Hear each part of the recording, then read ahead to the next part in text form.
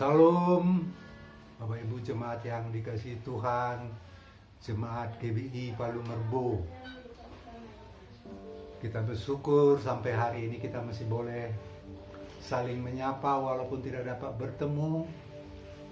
Tetapi kita berdoa kepada Tuhan agar pada waktu yang dekat kita telah dapat bersatu kembali, bersekutu di rumah Tuhan, menikmati hadirat Tuhan sebagaimana biasanya.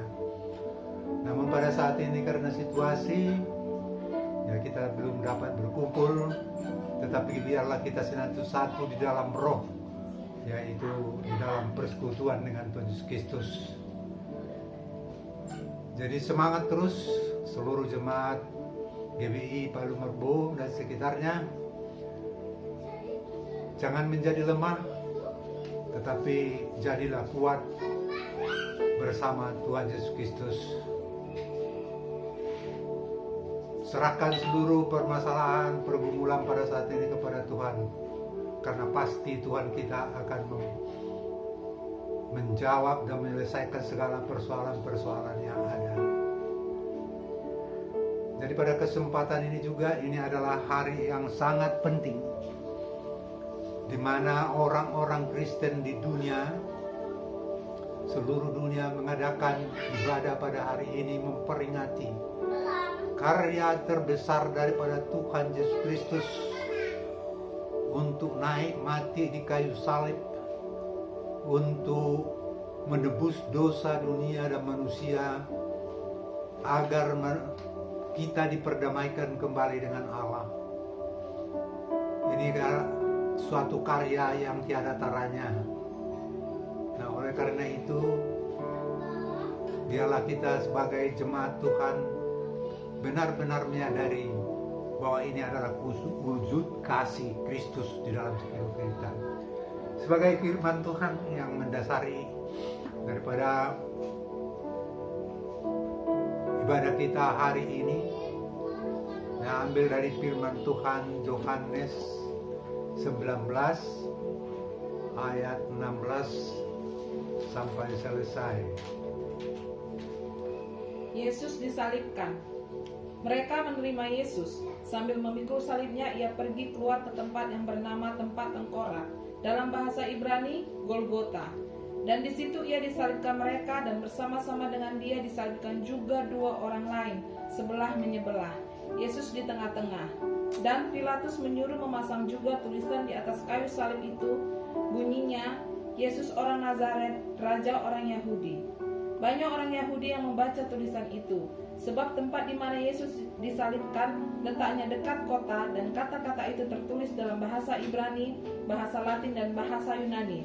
Maka kata imam-imam kepala orang Yahudi kepada Pilatus, "Jangan engkau menulis Raja orang Yahudi, tetapi bahwa ia mengatakan, aku adalah Raja orang Yahudi." Jawab Pilatus, "Apa yang kutulis tetap tertulis." Sesudah prajurit-prajurit itu menyalibkan Yesus, mereka mengambil pakaiannya lalu membaginya menjadi 4 bagian, untuk tiap-tiap prajurit 1 bagian, dan jubahnya juga mereka ambil. Jubah itu tidak berjahit, dari atas ke bawah hanya 1 tenunan saja. Karena itu mereka berkata seorang kepada yang lain, "Janganlah kita membaginya menjadi beberapa potong, tetapi baiklah kita membuang undi untuk menentukan siapa yang mendapatnya." Demikianlah hendaknya supaya genaplah yang ada tertulis dalam kitab suci, "Mereka membagi-bagi pakaianku di antara mereka, dan mereka membuang undi atas jubahku." Hal itu dilakukan prajurit-prajurit itu. Dan dekat salib Yesus berdiri ibunya dan saudara ibunya Maria, istri Klopas, dan Maria Magdalena. Ketika Yesus melihat ibunya dan murid yang dikasihinya di sampingnya, berkata ia kepada ibunya, "Ibu, inilah anakmu." Kemudian katanya kepada muridnya, "Inilah ibumu." Dan sejak saat itu murid itu menerima dia di dalam rumahnya. Sampai selesai. Yesus mati, ayat 28. Sesudah itu, karena Yesus tahu bahwa segala sesuatu telah selesai, berkatalah ia supaya genaplah yang ada tertulis dalam kitab suci, "Aku haus." Di situ ada suatu bekas penuh anggur asam, maka mereka mencucukkan bunga karang yang telah dicelupkan dalam anggur asam pada sebatan hisop lalu mengunjukkannya ke mulut Yesus. Sesudah Yesus meminum anggur asam itu, berkatalah ia, "Sudah selesai." Lalu ia menundukkan kepalanya dan menyerahkan nyawanya. Amin. Sampai di sana firman Tuhan. Peristiwa ini adalah peristiwa nyata yang harus benar-benar kita sadari betapa kasih Allah itu besarnya di dalam hidup kita, sehingga dia rela turun ke dunia ini, mati di kayu salib hanya untuk menyelamatkan kita daripada kuasa dosa, kuasa-kuasa kejahatan dunia ini, supaya kita kembali berkemenangan kembali kepada keadaan penciptaan ketika diciptakan sempurna segambar serupa dengan Allah.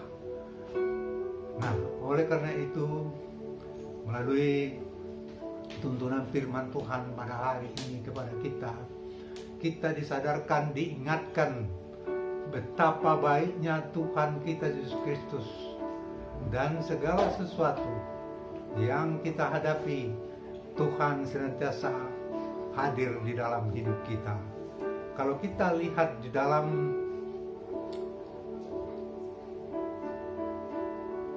Lukas 23, di sana ada dikatakan bahwa ketika Yesus melihat orang-orang yang berkerumun di sekitarnya, maka Yesus mengatakan, "Bapa, ampunilah mereka, karena mereka tidak tahu apa yang mereka perbuat."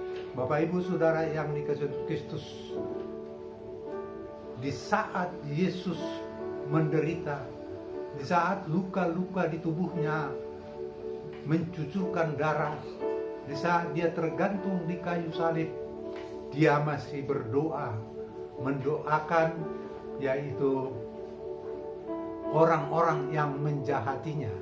Nah, di sini mencontohkan bahwa pengampunan itu adalah sangat penting, karena Yesus datang ke dunia ini menebus kita bukan karena kita orang benar, tetapi justru kita adalah orang-orang yang jahat, orang-orang yang berdosa. Tetapi Yesus rela mati di dunia ini untuk menebus kita. Dan Yesus sadar sesadar-sadarnya bahwa sebenarnya kita lakukan segala pelanggaran itu adalah karena kebodohan kita. Karena dikatakan Tuhan Yesus, mereka tidak tahu apa yang mereka perbuat. Ini adalah salah satu pelayanan daripada Yesus ketika di kayu salib.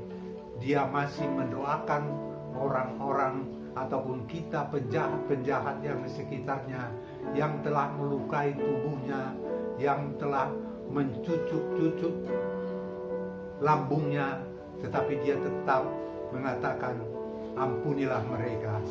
Oleh karena itu, Bapak Ibu Saudara yang dikasihi Kristus, bagi kita sebagai sesama jemaat Tuhan, sesama manusia, tidak ada dasarnya kita akan membalas kejahatan dengan kejahatan.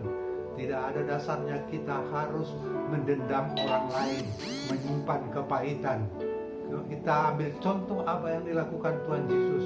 Sejahat-jahatnya orang yang telah menyiksa dia, meludahi dia, menghina dia, dan juga bahkan membunuh dia, menaikkannya ke kayu salib. Justru dia tetap berdoa supaya kita semuanya itu dapat diampuni. Demikian juga ketika kedua penjahat itu berkata, yang satu berkata bahwa Yesus